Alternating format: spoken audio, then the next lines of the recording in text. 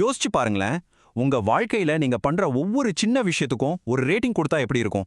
நீங்க காலையில வாங்குற காஃபில இருந்து ராத்திரி நீங்க பழகுற விதம் வரைக்கும் எல்லாமே 5 ஸ்டார்ல மதிப்பிடப்பட்டா, வாங்க இந்த உலகத்துக்குள்ள போய் என்ன நடக்குதுன்னு ஆழமா அலசி பார்க்கலாம். ஆனா நாம் இப்ப பார்க்க போற கதையில இது வெறும் கற்பனை இல்லைங்க. இதுதான் அவங்க வாழ்ற கொடூரமான நிஜம். இந்த உலகத்துல பணம் மட்டும் பவர் கிடையாது. நீங்க ஒருத்தரை பார்த்து சிரிக்கிறீங்களா, ஒரு சின்ன ஹலோ சொல்றீங்களா, எல்லாமே எல்லாமே 5 ஸ்டாருக்கு ரேட் பண்ணப்படுது. இதுக்கு பேர் தான் சோஷியல் கரன்சி. உங்க ரேட்டிங் கூட கூட உங்க லைஃப் ஸ்டைலும் மேல போயிட்டே இருக்கும். பாருங்க, இந்த ரேட்டிங் சும்மா சோஷியல் மீடியாவில் வர லைக்ஸ் மாதிரி கிடையாது. உங்களுக்கு ஒரு நல்ல வேலை கிடைக்குமா, ஒரு நல்ல ஏரியால வீடு கிடைக்குமா, ஏன் ஒரு பிரீமியம் காஃபி ஷாப்குள்ள நுழைய முடியுமாங்கிறத கூட இந்த ஒரே ஒரு நம்பர் தான் முடிவு பண்ணுது. சரி, இப்போ நம்ம கதைக்கு வருவோம். நம்ம ஹீரோயின் பேரு லேசி. அவங்க ரேட்டிங் என்ன தெரியுமா? 4.2. இது ஒரு நல்ல ஸ்கோர் தான். ஆனா லேசிக்கு இது பத்தல.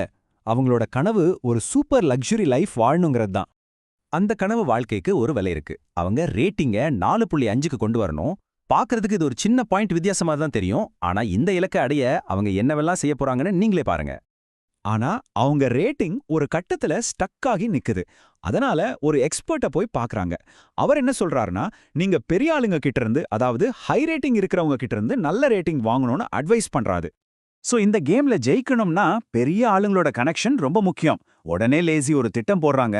ரொம்ப ஹையான ரேட்டிங்ல இருக்கிற அவங்களோட சின்ன வயசு ஃப்ரெண்டு நயோமியோட கவனத்தை எப்படியாவது ஈர்க்கணும். இது ஒரு செம ஸ்மார்ட்டான மூவ். அவங்களோட பிளான் ஒர்க் அவுட் ஆகுது. 4.8 ரேட்டிங்ல இருக்கிற நயோமி லேசிக்கு கால் பண்ணி அவங்க கல்யாணத்துக்கு கூப்பிடுறாங்க. இதுதான் லேசிக்கு கிடைச்ச கோல்டன் டிக்கெட். நினைச்சு பாருங்க, அவங்க மணப்பெண்ணோட மெயின் தோழியா ஒரு ஸ்பீச் கொடுக்க போறாங்க. அந்த கல்யாணத்துக்கு வர்ற விருந்தாளிங்க எல்லாரும் பெரிய பெரிய ஆளுங்க, ஹை ரேட்டிங் இன்ஃப்ளூயன்சர்ஸ். அவங்க கிட்ட இருந்து ஒரே ராத்திரியில பாசிட்டிவ் ரேட்டிங்ஸ் அள்ளலாம். லேசியோட வாழ்க்கை தலகீழா மாறப்போகுது.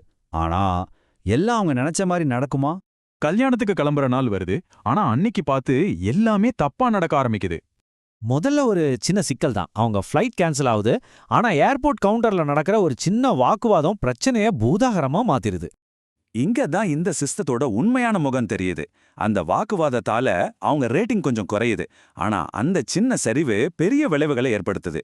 அடுத்த ஃப்ளைட்ல ஏற முடியல, ஒரு காரை வாடகைக்கு எடுக்க முடியல, ஒண்ணுக்கு ஒண்ணு தொடர்பா பிரச்சனைகள் வரிசை கட்டி நிக்குது.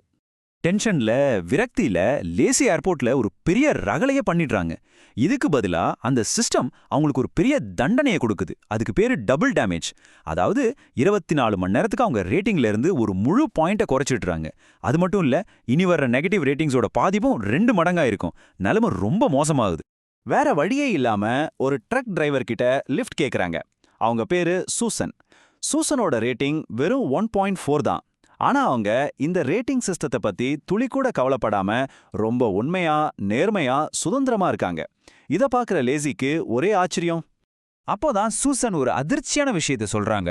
அவங்க கணவருக்கு கேன்சர் ட்ரீட்மெண்ட்டுக்காக ஒரு பெட் கிடைக்கலையாம். ஏன் தெரியுமா? அவரை விட வெறும் 0.1 பாயிண்ட் அதிகமா இருந்த ஒருத்தருக்கு அந்த பெட்டை கொடுத்துட்டாங்களாம். அப்போதான் நமக்கு உரைக்குது, இது வெறும் ஸ்டேட்டஸ் பத்தின விளையாட்டு இல்ல, இது உயிர் சம்பந்தப்பட்ட விஷயம்னு. இந்த எல்லா பிரச்சனைகளுக்கு பிறகும் நயோமி ஃபோன் பண்ணி நீ கல்யாணத்துக்கு வரவே வேணான்னு சொல்லிடுறாங்க. ஆனா கோபத்தோட உச்சியில இருக்கிற லேசி அதையெல்லாம் கேட்குற நிலைமையில இல்ல. நேரா கல்யாண மண்டபத்துக்கு போறாங்க. நான் என் ஸ்பீச்சை கொடுத்தே தீர்வேன்னு முடிவு பண்றாங்க. எப்படியோ கல்யாண மண்டபத்துக்குள்ள திருட்டுத்தனமா நுழைஞ்சு மைக்க பிடிச்சிடுறாங்க. இப்போ அவங்களுக்கு ரேட்டிங்கை பத்தி எந்த கவலையும் இல்ல. இத்தனை வருஷமா மனசுக்குள்ள பூட்டி வச்சிருந்த எல்லா கோபத்தையும் ஆதங்கத்தையும் கொட்ட போறாங்க. அவங்க அழகா தயார் பண்ணிட்டு வந்த அந்த கல்யாண உரை மொத்தமா மாறுது. பதிலா நயோமி அவங்களோட ஸ்கூல் பாய் ஃப்ரெண்ட் கூட எப்படி பழகுனாங்கங்கிறத வச்சு ஆரம்பிச்சு மனசுல இருந்த எல்லா கசப்பையும் கொட்ட ஆரம்பிக்கிறாங்க. லேசி பேச பேச அங்க இருக்கிற விருந்தாளிங்க எல்லாரும் அதிர்ச்சியாகி ரியல் டைம்ல அவங்களுக்கு நெகட்டிவ் ரேட்டிங் கொடுக்க ஆரம்பிக்கிறாங்க. நிலைமை உச்சக்கட்ட குழப்பத்துக்கு போகுது. கையில ஒரு கத்தியை எடுத்து அவங்க சின்ன வயசு பொம்மையான மிஸ்டர் ராக்ஸோட தலையை வெட்ட போறேன்னு மிரட்டுறாங்க. அவ்வளவுதான். நொடிப்பொழுதுல அவங்களோட ரேட்டிங் 1க்கும் கீழே போய் பாதாளத்துல விழுது. இந்த உலகத்துல இது ஒரு சமூக மரணத்துக்கு சமம். அவங்க எல்லாத்தையும் இழந்துட்டாங்க. கடைசில என்ன நடக்குது? லேசி கைது செய்யப்பட்டு சிறையில அடைக்கப்படுறாங்க. ஆனா சிறையில அவங்க கண்ணுல இருந்த அந்த ரேட்டிங் இம்ப்ளான்ட்டை எடுத்துடுறாங்க. முறையா அவங்கள ரேட் பண்ண எந்த டெக்னாலஜியும் அவங்க கிட்ட இல்ல. அங்கதான் அவங்க ரொம்ப நாளா தொலைச்ச ஒன்ன திரும்ப கண்டுபிடிக்கிறாங்க. அதுதான் அவங்களோட உண்மையான சுயம். அந்த ஜெயில் செல்லுல எதுக்கும் பயப்படாம எதிர்ச்செல்லுல இருக்கிற ஒரு ஆளை பார்த்து மனசுல தோன்றதையெல்லாம் திட்டுறாங்க, சிரிக்கிறாங்க. எவ்வளோ பெரிய முரண்பாடு பாருங்க. சமூகத்தோட அதல பாதாளத்துல ஒரு சிறை அறைக்குள்ள தான் அவங்க வாழ்க்கையில முதல் முறையா உண்மையான சுதந்திரத்தையும் சந்தோஷத்தையும் உணர்றாங்க. லேசியோட கதை நமக்கு ஒரு பெரிய எச்சரிக்கை மணி மாதிரி. நாமளும் இன்னைக்கு லைக்ஸ், ஷேர்ஸ், 5 ஸ்டார் ரிவ்யூஸ்னு ஒரு உலகத்துல தான் வாழ்றோம். இப்போ உங்களுக்கான கேள்வி இதுதான். மத்தவங்க நம்மள பத்தி என்ன நினைக்கிறாங்கங்கிறதுக்காக நம்மளோட உண்மையான அடையாளத்தை, நம்மளோட சுதந்திரத்தை நாம எந்த அளவுக்கு விட்டு கொடுக்க தயாரா இருக்கோம்? யோசிச்சு பாருங்க.